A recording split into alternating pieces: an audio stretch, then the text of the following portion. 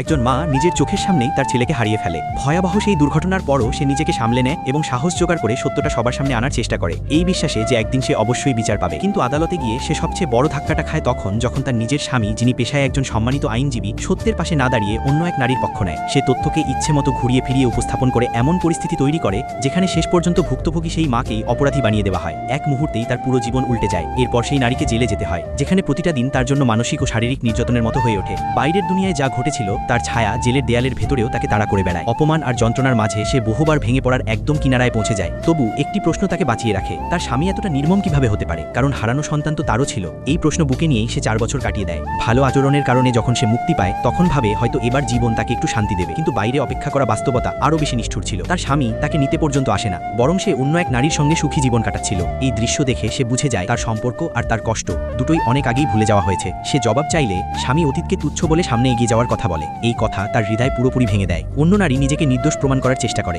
যেন সবকিছু পরিস্থিতির চাপে হয়েছে, কিন্তু বছরের পর বছর জমে থাকা ক্ষোভ আর নিয়ন্ত্রণে থাকে না। এরপর স্বামী উল্টো সেই নারীর উপর নতুন অভিযোগ আনতে শুরু করে এবং তাকে অবিশ্বাসী প্রমাণ করার চেষ্টা করে। নারী বুঝতেই পারে না এই গল্পটা হঠাৎ করে কোথায় এসে এমন মোড় নিল। আসলে সত্যটা ছিল ভিন্ন।